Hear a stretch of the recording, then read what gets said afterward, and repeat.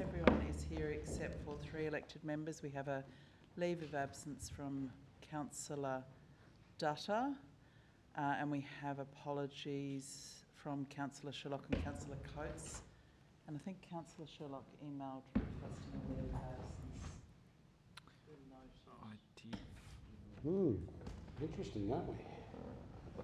But I'm not sure we've got a closed portion, so anyway, sort that out. Okie dokie. So I'd like to start by acknowledging the traditional owners of the land on which we're meeting tonight. Pay my respects to elders past and present. Are there any indications of pecuniary or conflicts of interest for the one item that we have on the agenda? There being none, I will ask someone to move the motion to open that item. Moved by Deputy Lord Mayor, seconded by Councillor Posselt. Open the item for discussion.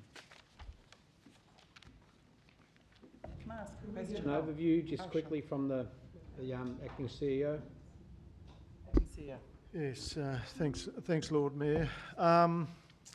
So the draft guidelines are fairly extensive, it would be fair to say. However, we've identified some opportunities for improvement, may I say.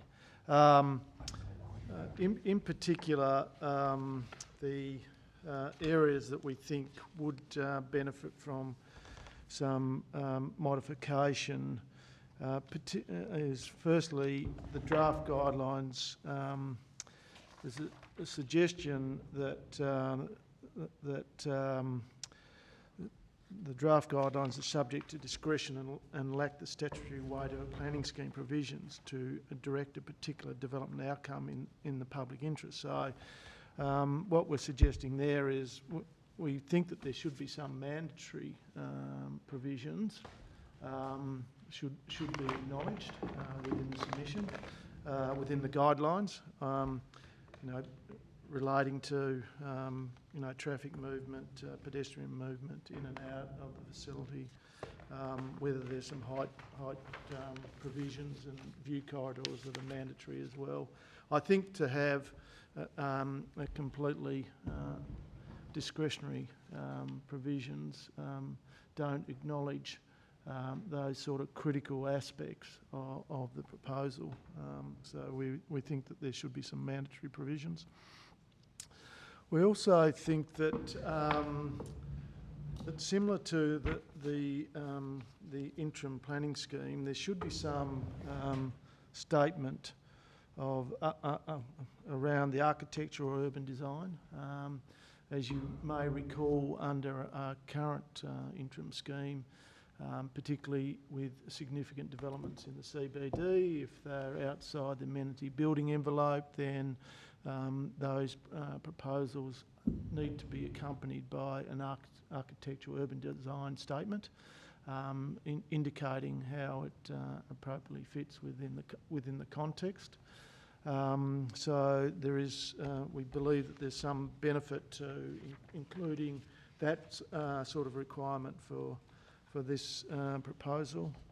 We also see it as an opportunity to, I suppose, have some sort of statement around the exemplar nature of the design itself. This is a real opportunity to showcase great architecture and local building materials and the like. We think that this is an opportunity to celebrate quality Tasmanian architecture, and I think that we think that there would be an opportunity to have some sort of information in relation to that. Also, how the stadium will perform in a non-event mode, how activation of the site might occur, or how the stadium and the associated facilities might be used during non-event occasions, because I think while we'll all appreciate that during, you know, major events that it will be heavily activated, sometimes these stadiums are used during non-event for other types of activities, and it would be good to understand how that might be the case. In this instance, DDA access, it's important to understand how that facility might work so far as people with access challenges. So we think that there should be some sort of acknowledgement of that and how that might work.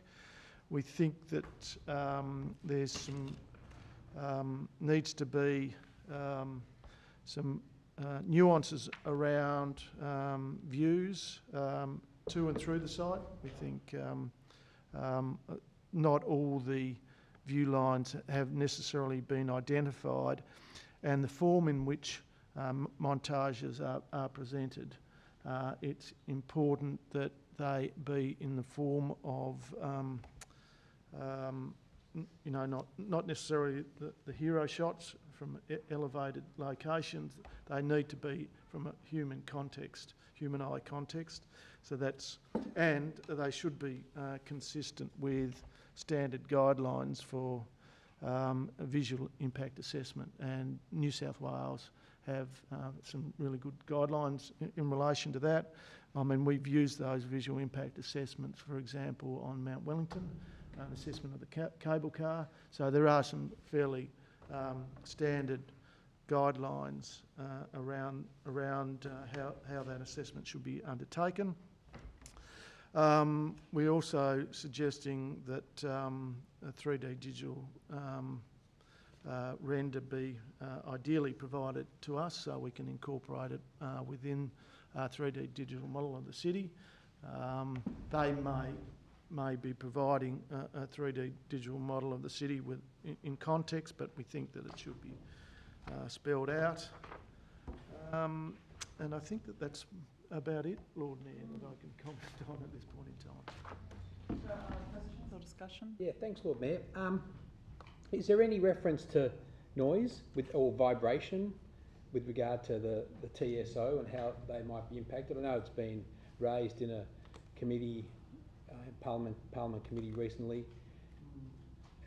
Look, No, Mr. Knight. yes, I might refer that to Jen Lawley. I'd need to refer to the specific guidelines. I know it wasn't specifically raised within our response, but Ms. Lawley, was that already in their guidelines, or was that? I believe so. I will just double check because we certainly don't stipulate it in our submission. Maybe we'll. Do you want a bit of time to look through that one, see if there's other questions? So noise and vibration is under section 8.4, and they've listed a series of different types of reports that are required, including for event mode, and they've gone through all the different types of potential noises of crowds arriving as well as during performances. So I think we haven't actually responded to that section because it's already spelt out quite clearly in the draft guidelines. And through you, Chair, any reference, or not just in this document, but with regard to Stadium 2.0 and how that would affect what we're doing? So that's all irrelevant at the moment. yeah, there is some reference to in officer's report in terms of background, but in relation to the substance of this report around the guidelines, it's not relevant. Deputy Lord Mayor. Yeah, thank you, and thank you to the officers for strengthening some of these in this submission. I think having clarity around those guidelines is very important. You don't, in such a major project, and major projects often go over budget or you know, lose things along the way, but having clear guidelines rather than rubbery guidelines is very important. And I note, obviously, what you've listed, Mr. Noy, so thanks for listing all of those, but having that standardised three-dimensional view is important. The DDA access is very important. Sustainability, touching on those points that weren't in the paper, so making sure that it's a sustainable model for any sort of development, but further use, and that cost-benefit analysis. So I really think that I do hope that the government is listening in relation to what the council is suggesting. Further discussion, Councillor Posselt. Thank you, Lord Mayor. Just a question. I did read the submission in its entirety, but I can't recall seeing mention of the Northern Access Road as it's proposed. Have we made any comment on the Northern Access Road specifically, and is there any provision within what we're trying to do to make our thoughts clear on that? Yes, Lord Mayor. The Northern Access Road was incorporated within the precinct plan, and our comments in relation to that matter were encapsulated within that response. These guidelines are purely for the stadium and don't necessarily relate to that component. Yes, Councillor Posselt. Just to follow up to the acting CEO. So we do mention access to the stadium as part of our submission in this, mentioning specifically micromobility. Is it not reasonable to write that we would prefer that access be retained through Evans Street and the southern side of the stadium in preference to the construction of a new road at the northern end? Yeah, through you, Chair. I mean, the section 6.2 does talk about traffic, freight and transport routes in terms of the guidelines, and I suppose we were satisfied by those guidelines, but it's a matter for council so far as directing it as to preference from the north or the south of the site. So. I'll just ask a related question, I guess. This isn't necessarily our comment on the actual proposal. This is our comment on what the proposal will be assessed by. So, if we have concerns about an element of it, would we have a chance to have that say at a separate stage? Yes, Lord Mayor, that's certainly correct. There is a further opportunity for the public, including ourselves, to comment on the assessment report undertaken by the TPC, and that's where we will certainly be getting into the detail of the proposal and its compliance or otherwise with the guidelines as drafted. Can I just also ask, just to clarify where we are in the process, because I was just looking at the state government's, Tasmanian Planning Commission's Project of State Significance Assessment information page, and it says that the process of an integrated assessment involves the following steps, which is the Commission seeks submissions from the relevant council and agencies with an interest in the project. Is that the stage we're at, or did they miss out that stage? Yes, yes, Lord Mayor. It's my understanding that this is that stage, that they are providing us with an opportunity to comment on the guidelines that will be used for the assessment. Because then the next step of the process is meant to be that the Commission makes guidelines for the preparation of reports that are to be presented to the Commission. The Commission may invite public comment on draft guidelines. So as far as we know, we're in that first stage, and then they're going to finalise the guidelines, and then they're going to go out for public comment? I note that it says may invite comment on the draft guidelines. So So I assume that it's, there might be some discretion associated with that. So I guess my question would be, could we actually encourage that step in our submission, that they do seek public, an adequate public comment period on their draft guidelines?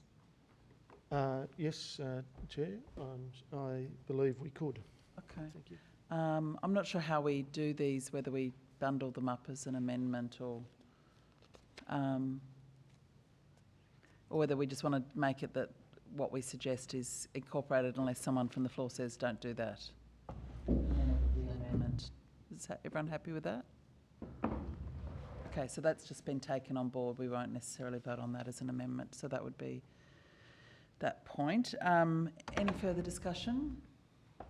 Councillor Posselt? Sorry, just clarifying that I was just wording up an amendment myself for the Northern Access Road. Yep. We would require an amendment to achieve the wording on the Northern Access Road. Well, why don't you read out what it is, and if there's anyone who disagrees with it, then we can move it as an amendment. But it might be uncontroversial. I'm just having some technical difficulties with no. That's right. We'll see if there's any further comment, further suggestions. Can't see them. Oh, here. Yeah, if we can point out there's no Wi-Fi access at the moment, so we can't circulate amendments. I think it's affecting all elected members currently. Back on. Back on. Councillor Loberger and myself are not. I'm on there and I'm on the internet, but I can't send it. I guess not send through Outlook. Right. Okay. Any further discussion or suggested changes or comments? Still in the draft. I've got a couple of things I wanted to suggest.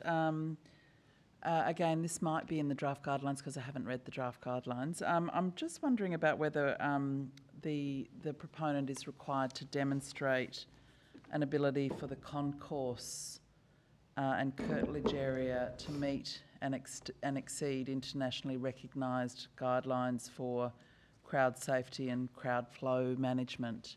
Again, I don't necessarily have the exact words, but I know there are sort of international standards for the decanting of sites and having sufficient space and exits and those sort of things.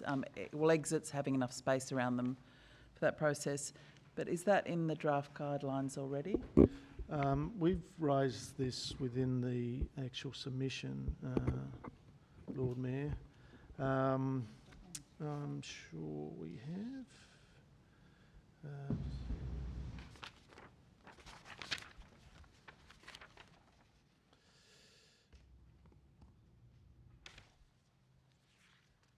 Lord Mayor, perhaps while the acting Yes, CEO is sure. looking for that, I've just resurrected my IT. So the amendment that I had prepared, but if there's no objections, I understand it doesn't need to be amendment, is that the council has a preference for primary access to the stadium to be via the southern side of the cenotaph, with any access via the northern side of the cenotaph and Regatta Point being restricted, or secondary access, or words to that effect that the council officers would prepare.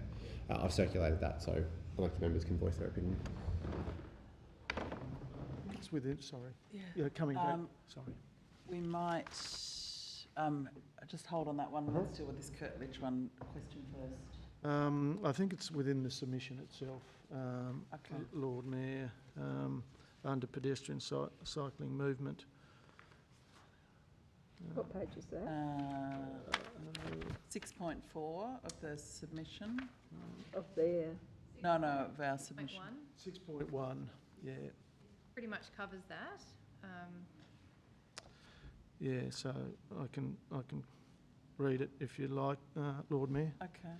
Yeah, so under 6.1, council proposes that this section could benefit from the, and this is travel scenarios and management options, benefit from addition of a requirement to provide pedestrian modelling, which has become a common practice when designing stadiums and their surrounds to ensure sufficient and safe capacity is provided for different types and sizes of events, including evacuation scenarios. It is thus recommended that a requirement be included for pedestrian modelling to ensure that stadium and its surrounds are designed to accommodate its foreseeable demand, usage and patterns. That's fine.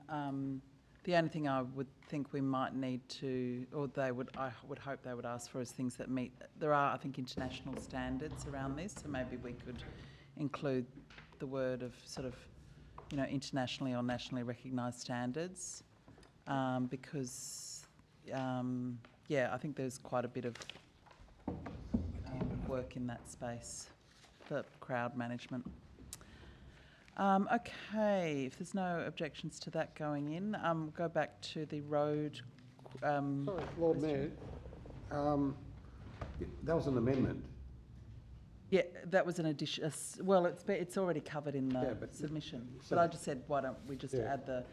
I think, Alderman Zuko, what I'm suggesting is we only do amendments where there's something that people would like to vote on it, and that I don't think it's already in. I'm just saying. I thought it was an amendment. That's all. I took it as an. So it's an amendment that's been incorporated without us voting on it. It was just a question. But if there's anything you'd like to vote on, just call out. No problem. Councillor Elliott. Change to what's written in the submission? In the case of the concourse question that I've raised, I think what I've suggested is that we refer to international standards. Okay. So I guess it's a change, but it's being taken on board without us voting on it. But if there's anything controversial that people would like to vote on, we can do that as an amendment, is what I'm proposing. The concourse standards relating to Councillor Purcell's? No, that's separate. Right. That was mine. So we haven't gone to Councillor Purcell's yet? No, we haven't. Okay, thanks. So that was just a question of mine that followed through with Okay, so we'll go back to Councillor Posselt's Send it through.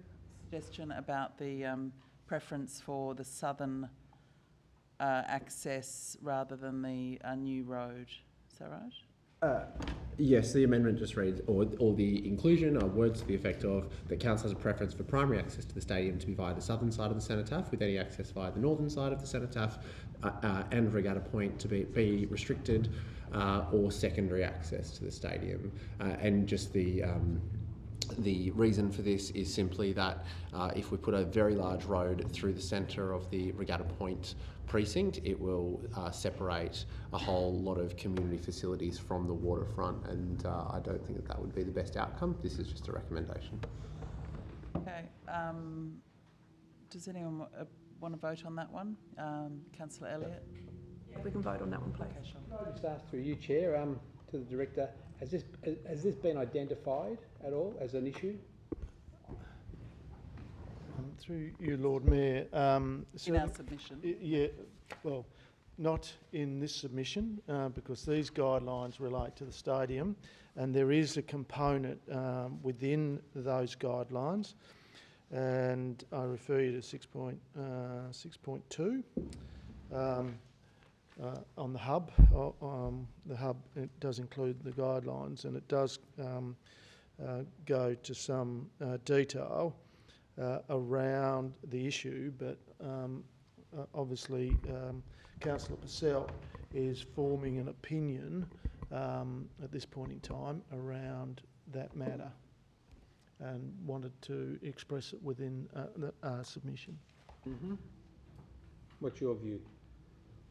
Is it a road that is unnecessary according to our conversations previously? I think we've discussed it in workshops or something, haven't we?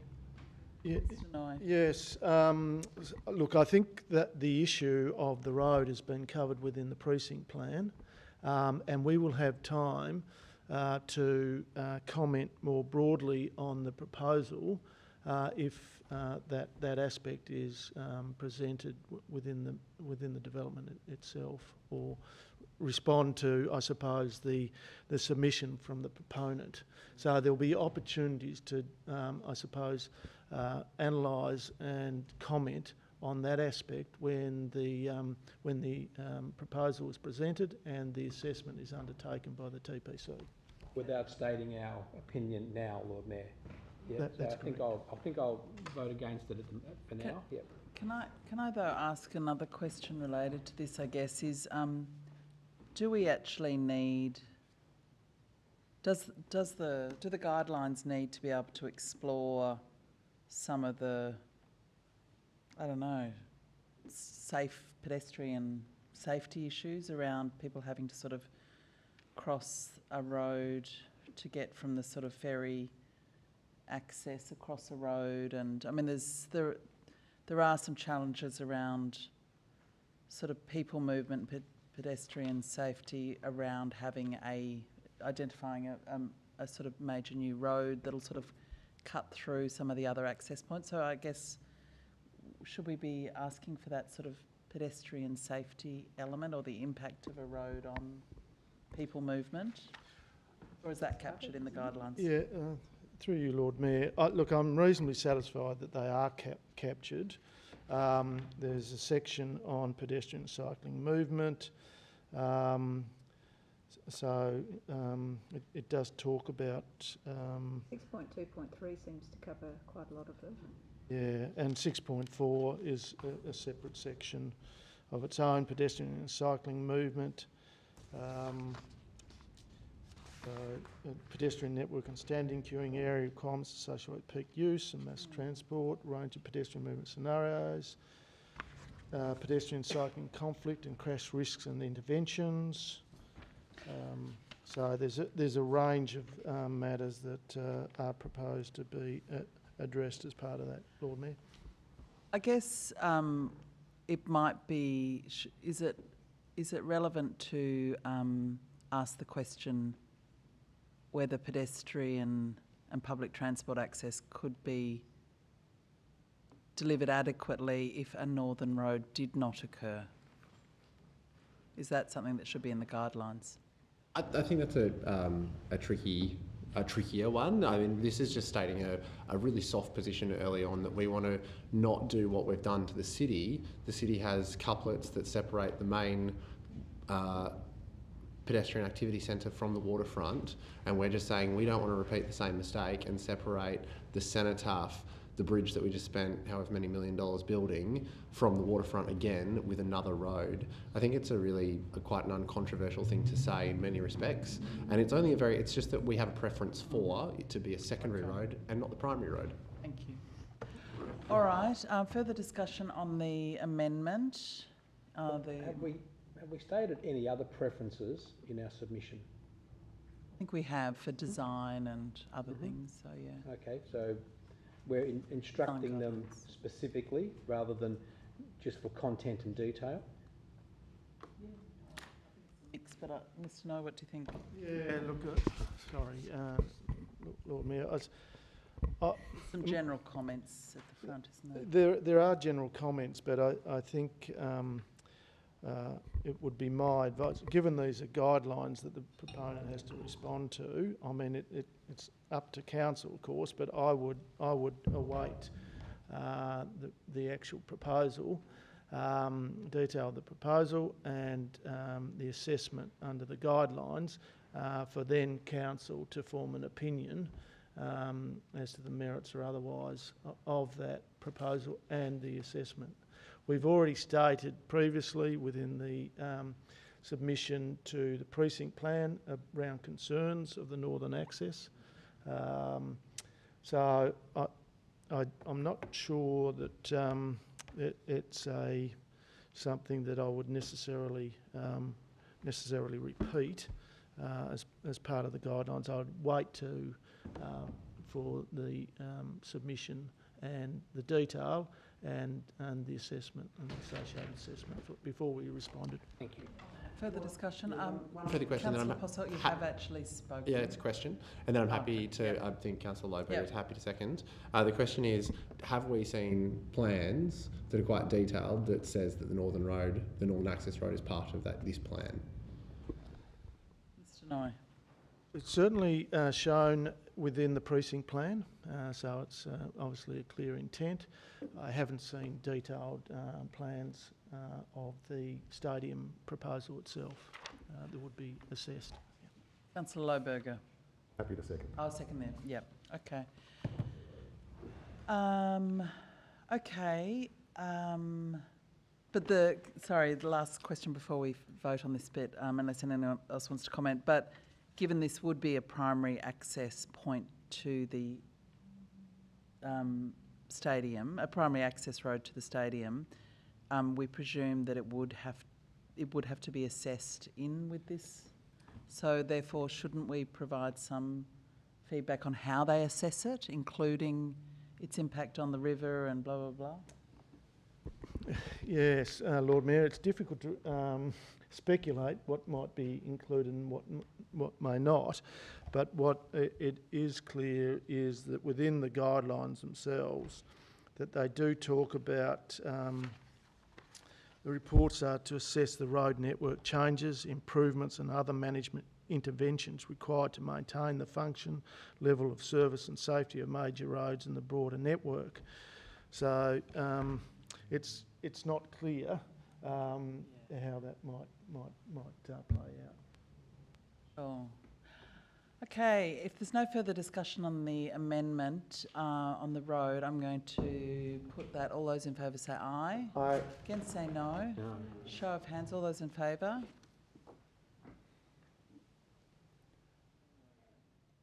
Oh, sorry. It's your job. Yes, my job, sorry. Alderman Bloomfield. We've got Councillor Lohberger, we've got Councillor Passelt, we've got Deputy Lord Mayor and the Lord Mayor. And against? We've got Alderman Zuko, we've got Councillor Kelly, Councillor Elliott and Councillor Harvey. So it's carried, I think. Or not? Carried? Carried. Okay. All right. Further discussion on the amendment. Further discussion on the submission or any feedback?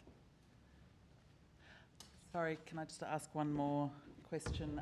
Is whether the guidelines adequately consider the impact,